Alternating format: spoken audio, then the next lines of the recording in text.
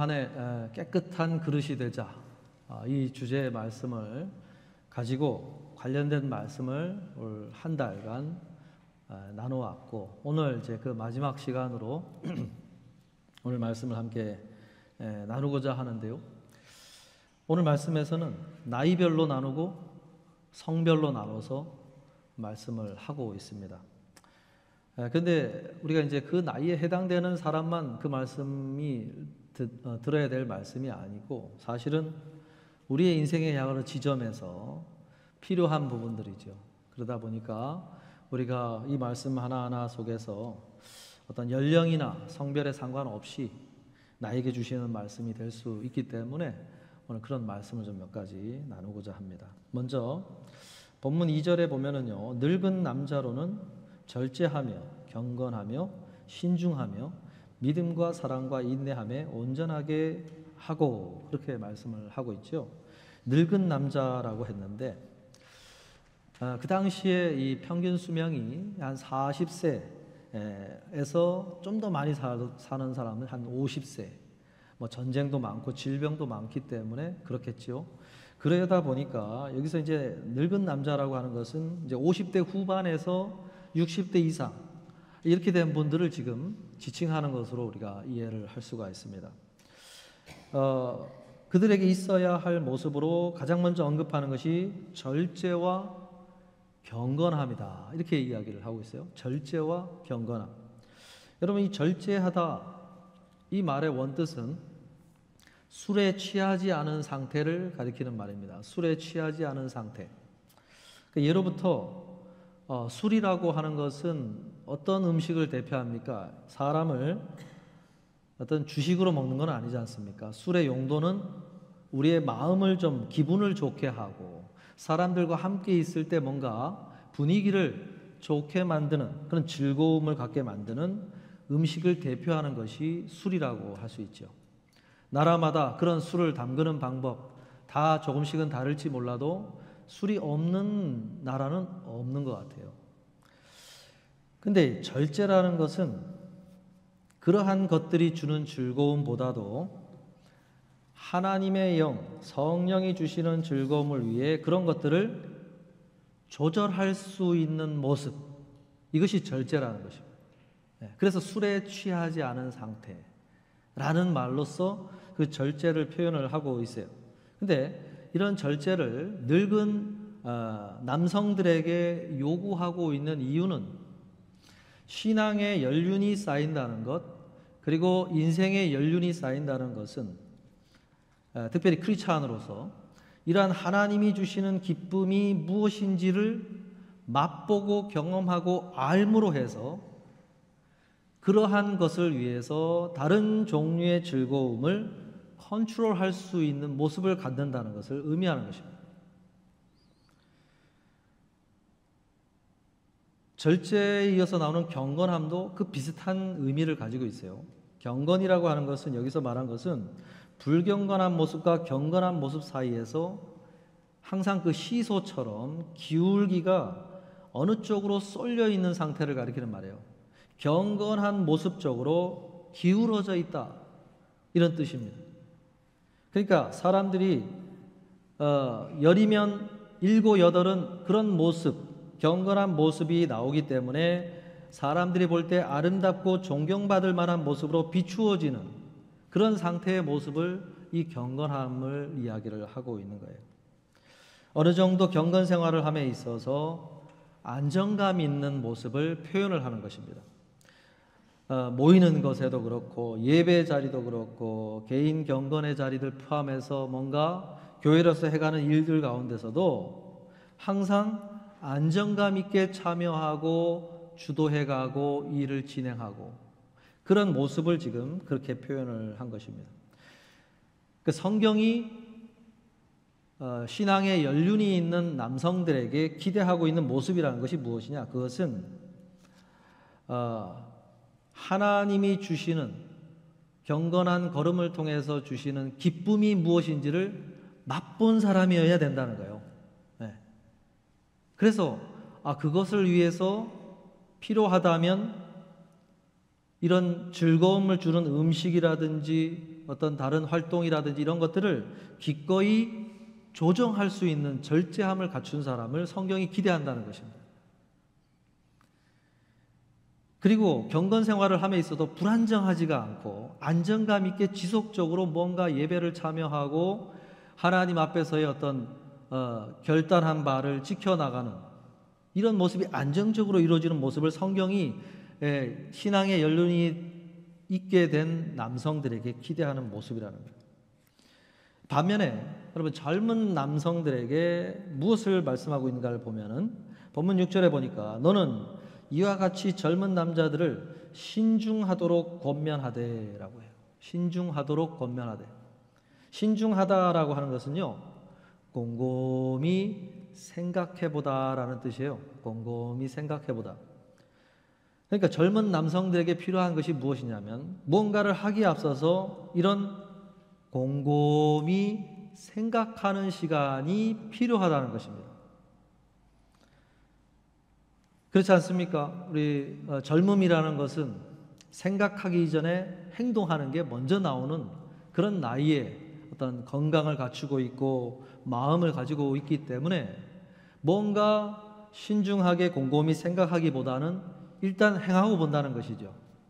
그리고 바로 뭔가를 부딪혀보고 거기에서 얻으려고 하는 그런 것이 있다는 거죠. 부딪혀 본다는 것은 참 어떤 면에서는 좋다고도 할 수 있는데 영적인 부분에서 이미 말씀이 여러 번 권면하고 경고를 했음에도 불구하고 그것을 귀담아 듣지 않고 뭔가 부딪혀 본다는 것은 신앙에 심각한 해악이 찾아온다는 것을 의미하는 것입니다. 그렇기 때문에 신중하라, 곰곰이 생각하라, 그런 시간을 갖도록 젊은 남성들에게 권면하라고 이야기를 하는 것입니다. 이런 신중함이 있으려면 본문 7절에서 뭘 한 가지를 이야기하고 있습니까? 교훈에 부패하지 않아야 된다라고 이야기했어요. 교훈에 부패하지 않아야 된다. 교훈, 하나님의 말씀의 권면에 부패한 마음이 되어서는 안 된다라고 이야기를 하는 거예요. 이 부패한 마음을 좀 더 자세히 설명해 주는 게 디모데전서 6장 5절인데 거기 보면은 그런 것을 이렇게 설명하고 있어요. 마음이 부패하여지고 진리를 잃어버려 경건을 이익의 방도로 생각하는 자들, 이렇게 표현하고 있어요. 그런 자들의 다툼이 일어난다 그랬어요. 그러니까 마음이 부패한다고 하는 것은요, 뭐로 표현을 하고 있냐면은 진리의 말씀에 대한 순전한 마음을 잃어버리는 것으로 표현을 하고 있어요. 그런 마음을 잃어버리면 경건 생활을 자신의 이익의 관점에서 이익의 도구로 바라보게 된다. 이렇게 이야기하고 있어요. 이걸 잘 알기 위해서는 이 마음이 부패한 사건의 원형적인 사건을 한번 살펴보면 아주 우리가 쉽게 이해할 수가 있어요. 에덴 동산으로 한번 가보면 여러분 에덴 동산에서 일어난 일을 고린도 후서 11장 3절에서 이렇게 설명하고 있어요. 뱀이 그 간계로 하와를 미혹한 것 같이 너희 마음이 그리스도를 향하는 진실함과 깨끗함에서 떠나 부패할까 두려워하노라 그랬어요. 여기서 보면은 마음이 부패한 사건으로 그 에덴 동산에서 선악을 알게 하는 나무 열매를 따먹는 사건을 그렇게 설명을 하고 있어요. 뱀이 하와를 미혹한 것은 어떤 마음의 변질이 일어나게끔 한 것이냐면 처음에는 하와가 그렇게 생각했다는 거예요. 하나님이 말씀하셨으니까 당연히 선악을 알게 하는 나무의 열매를 먹지 말아야지, 이렇게 생각을 했다는 거예요. 하나님이 말씀하셨으니까. 이게 순전한 마음이라고 우리가 부를 수가 있겠죠. 그런데 어떤 마음의 변화가 생긴 거냐면 뱀이 와가지고 자꾸 그의 마음에 다르게 생각하게끔 만들었다는 거예요. 그것이 선악을 알게 하는 나무의 열매를 하나님이 먹지 말라고 말씀하셨으니까 안 먹어야지 하는 마음이 아니라 과연 저거를 따먹으면 어떤 유익이 있을까? 가만히 보니까 좀 나를 지혜롭게 만들 것 같고 아름답게 만들 것 같고 굉장히 맛 좋은 그런 즐거움을 줄 것 같은데 하는 식으로 나의 유익의 관점에서 그 선악을 알게 하는 나무의 열매를 바라보도록 그의 마음에 고민이 생기게끔 만들었다는 거예요. 그러니까 여기서 그렇게 생각하게 된 마음이 부패한 마음이라고 바울이 지금 소개를 하고 있는 것입니다. 여러분, 우리가 하나님의 말씀을 나의 유익의 관점에서 따를까 말까, 할까 말까, 이런 식으로 생각하는 게 부패한 마음이라는 거예요. 성경이 볼 때는. 하나님이 나에게 말씀하셨다면 그럴 만한 이유가 있겠지, 나에게 무언가 뜻하신 바가 있겠지, 뭐 이런 식으로 생각하는 게 아니라 그 진리의 말씀에 대해서 저거를 따르면 나에게 유익할까 말까, 그렇지 않을까, 뭐 이런 식으로 나의 유익의 관점에서 생각하게 된 마음이 부패한 마음이라는 거예요.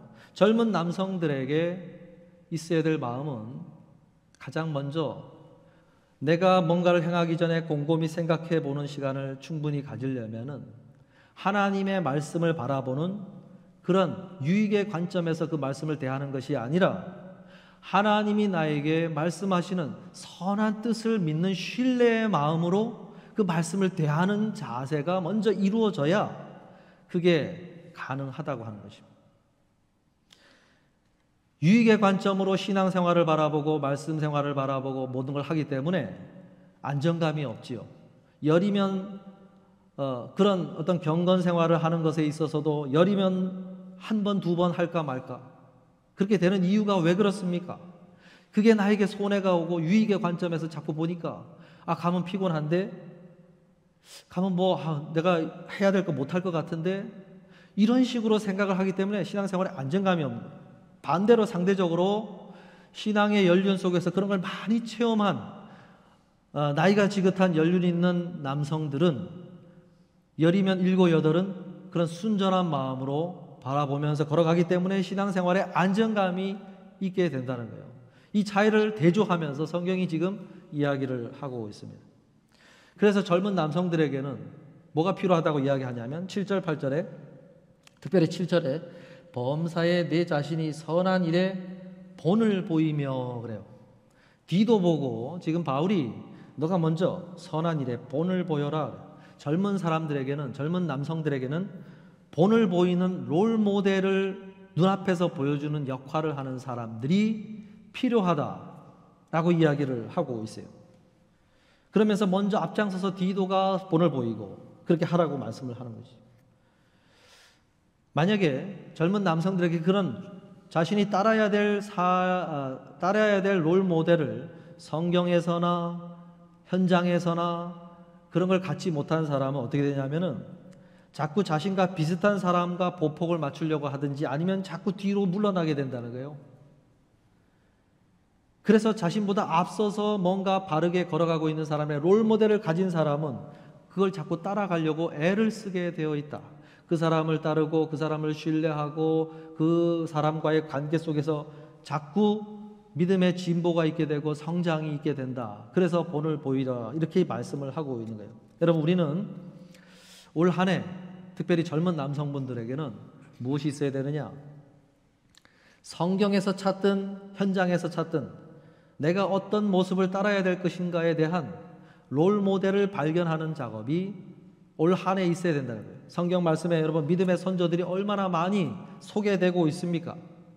그 성경의 인물들을 바라보면서 이 부분은 내가 좀 따라가야 되겠다, 본받고 싶다 하는 그런 롤 모델의 부분들이 있어야 된다는 거예요. 그래서 그걸 갖고 자꾸 노력을 하고 걸어갈 때 나의 어떤 삶의 모습이 그렇게 하나님이 기뻐하시는 모습으로 빚어져 가는 것이 이루어진다고 이야기합니다. 현실적인 롤 모델로 만약에 부모님이 그런 롤 모델이 되고 있는 분들이 있다고 한다면은 그 부모님의 바라보면서 나도 저 연배가 됐을 때 저런 모습으로 서야 되지 않겠나 하면서 그 부모님들의 모습을 미래의 나의 모습이 되기를 위해서 열심히 따라가고 걸어가는 그런 부분도 굉장히 좋은 부분이라고 할 수 있어요. 그렇지 않다 하더라도 성경의 믿음의 선조들을 소개해주고 있고 또 우리 교회 공동체 안에서 연륜 있는 우리 남성분들을 바라보면서 나는 저런 부분은 참 닮아야 되겠다. 내가 정말 본받고 싶다 하는 그런 모습이 있다면 그런 모습을 롤 모델로 삼고 열심히 노력해 가라는 것입니다. 그것이 젊은 남성들에게 오늘 말씀이 권면하고 있는 내용입니다. 올 한 해요, 우리 젊은 남성분들 성경 속에서든지 현장에서든지 그런 롤 모델을 꼭 마음에 품는 그런 작업을 해 가실 수 있기를 바랍니다. 그리고요, 또 한 가지가 뭐냐, 오늘 본문 8절에 보니까 책망할 것이 없는 바른 말을 하게 하라라고 말씀이 나오고 있죠. 오늘 이 젊은 남성들에 대한 권면이 참 많습니다. 책망할 것이 없는 바른 말을 하게 하라. 여러분, 바른 말이라고 하는 것은 어떤 뜻이냐면은 복음을 드러내기에 적합한 말, 복음을 담기에 적합한 말, 이것을 표현하는 말입니다. 다시 말하면 내가 언제 어디서라도 복음을 드러내는 말을 하기에 이상할 것 없는 말의 흐름을 갖도록 날마다 나의 언어 생활을 힘써라라고 이야기를 하는 것입니다. 그렇지 않겠어요? 내가 무슨 말을 해가는 그 말 속에 복음을 꺼내기가 이상한 어색한 말의 어떤 언어 생활을 한다면은 그것을 바른 말, 복음을 언제 어느 시점에서 꺼내야 된다 할지라도, 담아야 된다 할지라도 어색하지 않는 나의 말을 흐름을 갖도록 가꾸어 가라고 이야기를 하고 있어요. 그런 말 속에는 어떤 게 담겨야 될까요? 어떤 감사의 내용들을 담는 언어 생활이 있어야 되겠죠. 우리 시편에서 가장 많이 사용되는 단어를 꼽으라고 한다면 어떤 단어가 들어갈까요? 그게 바로 감사, 히브리어로 토다라고 하는 단어가 가장 많이 성경의 그 시편 가운데 사용이 되고 있는 것을 알 수가 있어요. 그 단어 토다는 야다라는 말에서 온 건데, 그 단어들이 그 감사라는 말로만 쓰이는 게 아니라 찬양을 막 진두지휘하는 표현으로 곳곳에서 활약을 하고 있어요.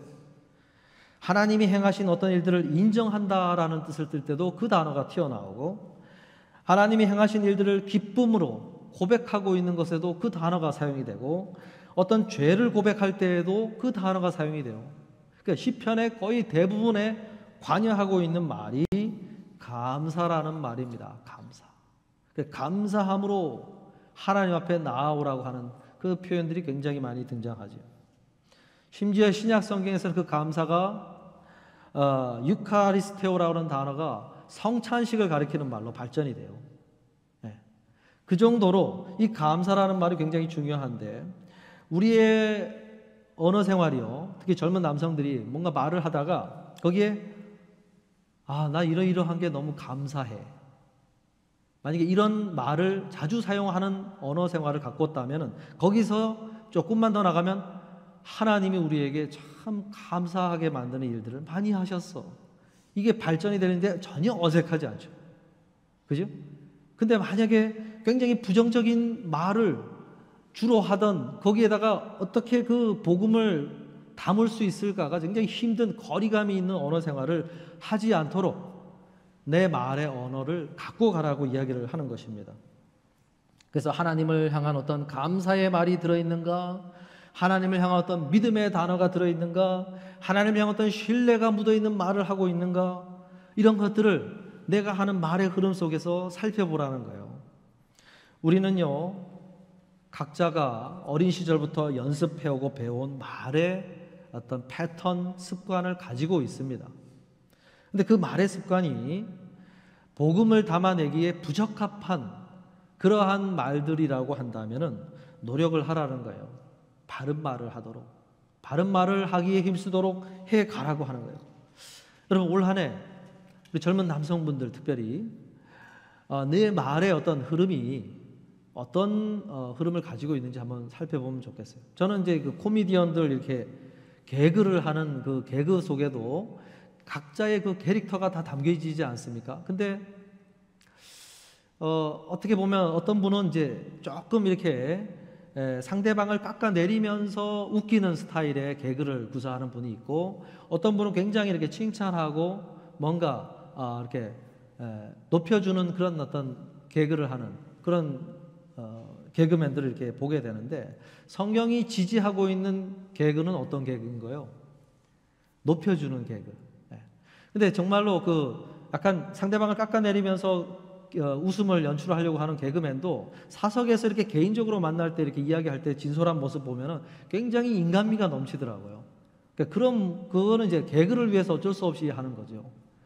그러니까 우리가 제가 이제 유머를 잘 못하거든요. 그래서 어릴 때도 좀 너무 진지한 그런 얘기만 하고 뭐 이렇게 해가지고 웃기는데 별로 재능이 없는데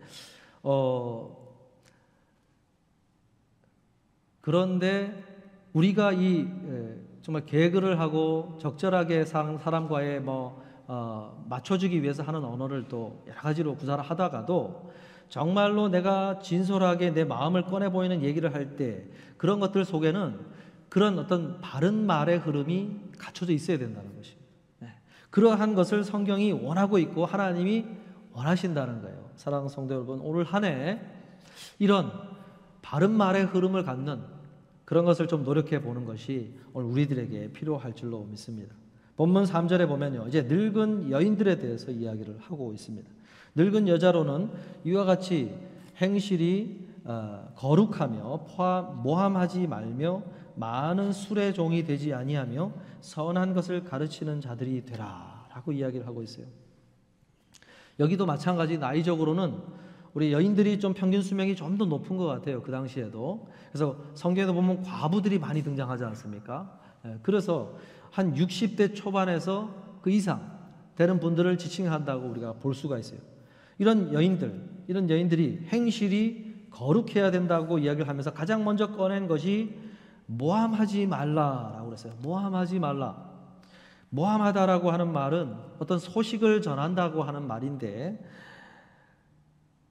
그 어떤 진실된 소식을 전하는 게 아니라 모함의 소식은 어떤 거기에 뭔가 붙어있는 또는 원래에서 뭔가를 이렇게 덜어낸 그러한 원형에서 많이 변질된 소식을 전하는 모습을 가리킬 때 이 모함하다라고 하는 말을 씁니다.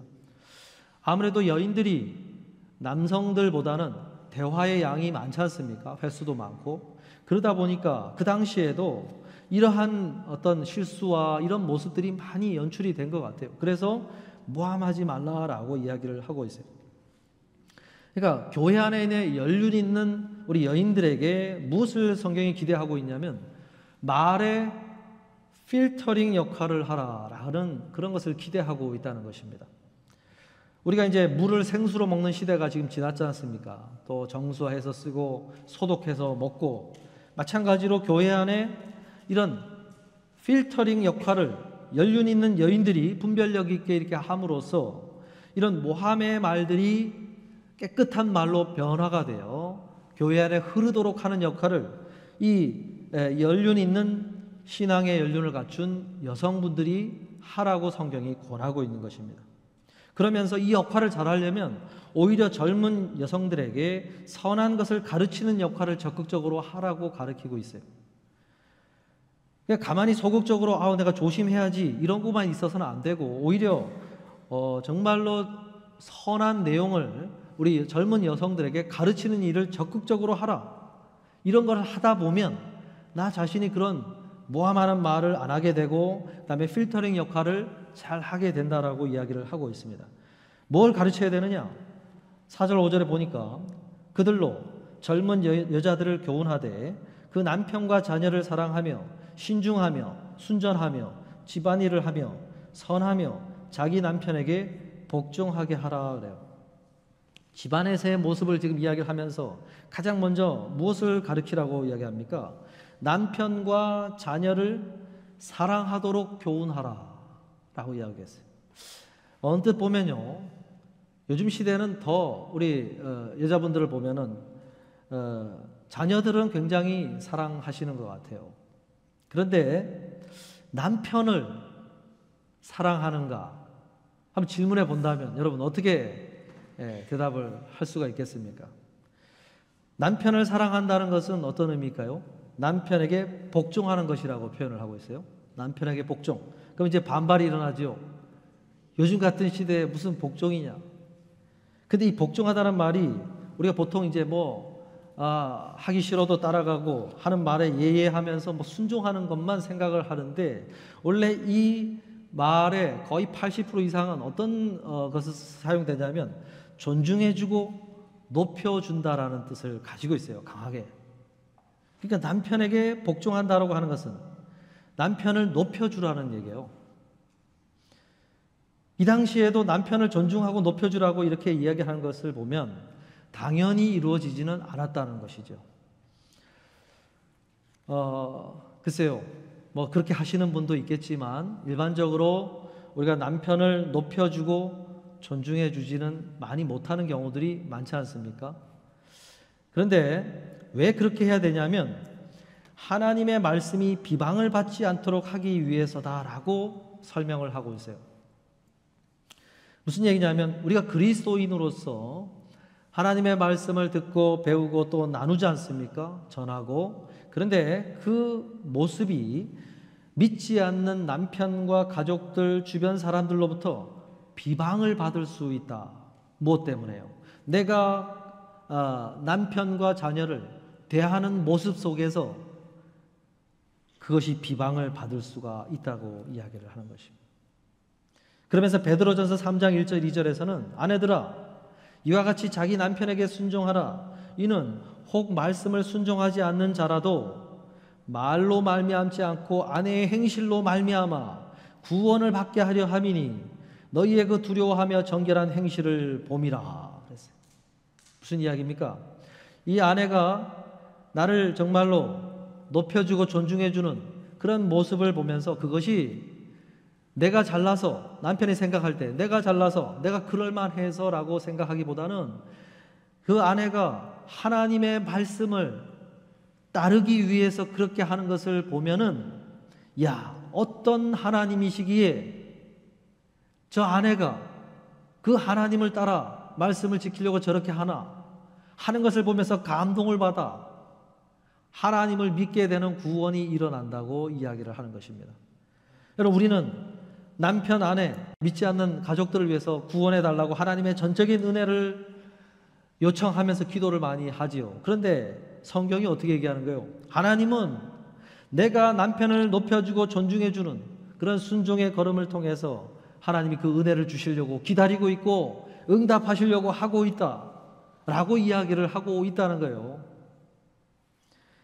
사랑하는 성도 여러분, 특별히 우리 젊은 여성들 그리고 우리 연륜 있는 여인들도 그런 것을 가르쳐 주시면서 올 한 해 믿지 않는 남편, 믿지 않는 아내, 믿지 않는 가족들, 또 좀 신앙에 소원한 자녀들, 이들이 정말로 나의 어떤 그런 하나님의 말씀을 따라가고 애쓰고 노력하는 그런 걸음들을 보면서 하나님을 향하여 마음의 문이 열리는 그런 은혜가 올 한 해 있어지기를 바랍니다. 오늘 말씀을 마무리하려고 하는데요. 영국의 옥스퍼드 대학교 거기에 가면 이제 39개의 칼리지로 이렇게 구성이 되어 있다고 하지 않습니까? 거기에 보면은 키블 칼리지라고 하는 거기에 작은 채플 건물이 있는데 그 강단 뒤쪽에 보면은 그림이 하나 액자에 그려져 있어요.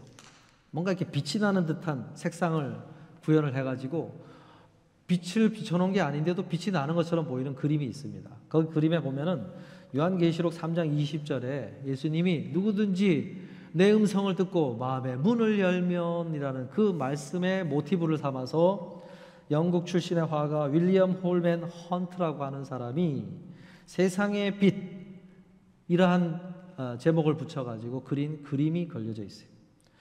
24살부터 27살까지 1800년도 그 시대에 3년간 그림을 그렸는데 그 그림을 보면 이렇게 그려져 있어요. 주인은 캄캄한 밤이고 예수님께서 등을 들고 그 어둠 속에서 한 문 앞에 서 계세요. 그리고 그 문은 굳게 닫혀 있고 그 문을 뭔가 넝쿨과 그런 덤불들이 막 덮어 있어요. 한 번도 연 적이 없는 그 문 앞에 예수님께서 한 손에는 등을 들고 한 손에는 노크를 하고 있어요. 그러면서 그 문을 열어주기만을 기다리고 계신데 독특한 거는 그 문에는 밖에서 열 수 있는 손잡이가 없다는 거예요. 그래서 안에 있는 사람이 열어줘야만 문을 열 수가 있는 그런 문 앞에서 노크를 하고 있는 모습을 그리고 있어요. 사람들은 그 그림을 보면서 아니 문에 손잡이가 있어야지 이거 작품이 미완성 작품 아니냐, 또는 이거 화가가 좀 그리다가 실수한 거 아니냐, 그렇게 이야기를 했을 때 그 헌트는 실수가 아니라 의도적으로 그렇게 그렸다라고 이야기를 했다는 거예요.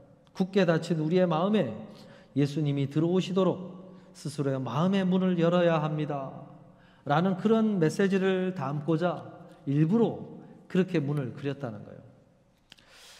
여러분, 그 그림에 그런 헌트가 메시지를 담은 것처럼 우리는 이전까지 한 번도 순종해 보지 않았던 종류의 문들이 우리의 삶의 구석구석에 굳게 닫혀져 있는 채로 있을 수 있다는 거예요. 그런데 가만히 생각해 보시면 1년 365일 동안 예수님은 우리에게 그 문을 열어보라고 말씀을 노크하시는 그 음성을 담아서 말씀을 들려주고 있는데, 어떤 말씀은 내가 한 번도 순종하지 않고 지나간 말씀들이 많이 있다는 거예요. 근데 여러분, 올 한 해는 정말로 그런 문들, 내가 한 번도 열어보지 않아서 순종해 보지 않았고 그 속에 어떤 예수님이 인도해 가시는 길이 있는지 한 번도 경험해 보지 않았던 그 길을, 그 음성 앞에서 문을 열어 순종하는 걸음을 한번 걸어보는 한 해가 되어야 되지 않겠나 하는 생각을 오늘 말씀을 묵상하면서 하게 됐어요. 여러분, 말씀이 들려질 때요, 그 그림을 연상하는 것처럼 저 음성 뒤에는 예수님이 뭔가 노크를 하고 계시는구나 하는 생각을 하면서, 그래, 어떻게 하면 저 말씀에 내가 한번 순종하는 걸음을 한번 걸어볼 수 있을까 하면서 한 번씩 그렇게 문을 열고 그렇게 걸어가 보라는 것입니다. 그러면 그 속에 나의 한 해 동안 하나님이 경험시켜 주려고 하셨던 많은 또한 은혜들이 그것이 경험이 될 수 있다는 것입니다. 사랑하는 성도 여러분, 올 한 해 깨끗한 그릇이 되자, 거룩한 그릇이 되자, 이 주제 아래서 오늘 말씀을 나눈 것들을 기억하시고 걸어가셔서 우리 모두가 올 한 해를 마칠 때에는 그런 순종하지 않아서 덤불로 덮여있던 문들이 많이 열려져 있기를 주님의 이름으로 축복합니다.